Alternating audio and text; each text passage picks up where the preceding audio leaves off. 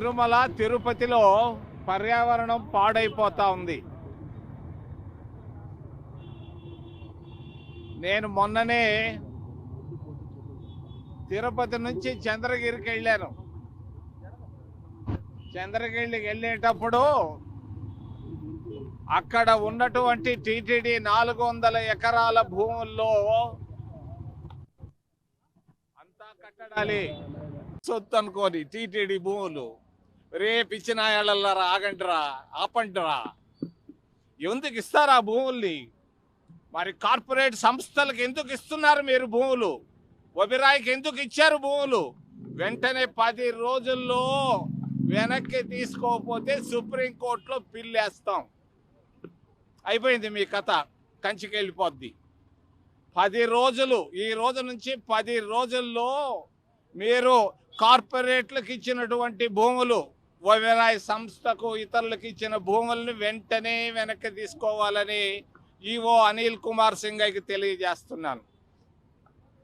మరి రెండో విషయం, బంగారు నిల్వలు అడిగాను. ఎంత రికార్డుల్లో ఉంది, ఇప్పుడు ఎంత యాక్చువల్గా ఉంది? ఖచ్చితంగా లెక్కలు వారం లోపల చెప్పంటే మౌనంగా ఉన్నారు పాపం. ఏమి లెక్కల్లో ఏమన్నా పొరపాట్లు ఉన్నాయా? మీరేమన్నా తప్పులు చేశారా? పారదర్శకత అవసరం. ఇది గొప్ప ధార్మిక సంస్థ.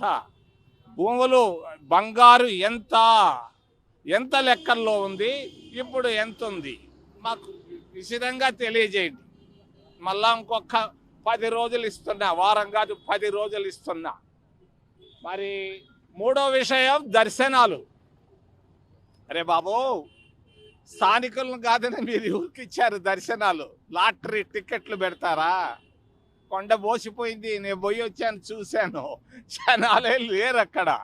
ఎక్కడున్నారు జనాలంటే విమానాశ్రయంలో ఉన్నారు. కార్పొరేట్లు చార్టర్డ్ ఫ్లైట్లలో 100ల సంఖ్యలో వచ్చారు. వాళ్ళకే మీరు దర్శనాలు ఇచ్చేది? స్థానికులకు ఎందుకు ఇవ్వలేదు? ముక్కోటి రోజు నేను అడుగుతున్నా. ఏం చేస్తున్నారు మీరు? ఏంది ధార్మిక సంస్థ? జాగ్రత్త జాగ్రత్త జాగ్రత్త.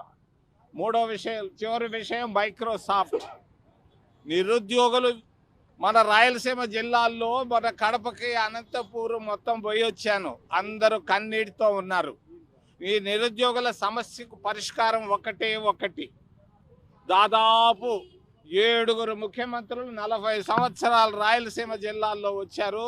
వాళ్ళు చేసింది 0. చంద్రబాబు నాయుడుకి తెలియజేస్తున్నా, వెంటనే సత్యనాదెళ్ళ తిరుపతిలో తిరిగేవాడు, ఒక ఐఏఎస్ ఆఫీసర్ కొడుకు. మరి ఆయనతో వెంటనే మాట్లాడు, ఈరోజే మాట్లాడు. నేను మాట్లాడుతూ ఉన్నాను ఆయనతో. నువ్వు వెంటనే మాట్లాడి మైక్రోసాఫ్ట్ లక్షల కోట్ల రూపాయలు గుజరాత్ పోకుండా రాయలసీమలో, ఆంధ్రప్రదేశ్ రాష్ట్రంలో పెట్టుబడులు పెట్టేటట్టుగా ప్రయత్నం చేయని చంద్రబాబు నాయుడుకు తెలియజేస్తూ, నీ పని నువ్వు చేయి, నా పని నేను చేస్తా. ఖచ్చితంగా నిధులు వస్తాయి. లక్షల మంది నిరుద్యోగులు కన్నీటితో, నిరాశతో, నిస్పృహతో ఉన్నారు. వాళ్ళందరికీ ఉద్యోగాలు ఇప్పిస్తాం.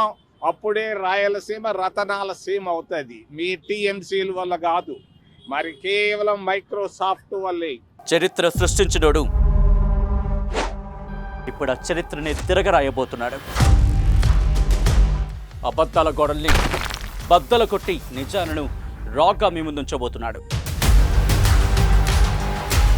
నిజమైన వార్తల కోసం వెంటనే డౌన్లోడ్ చేసుకోండి రా యాప్ని.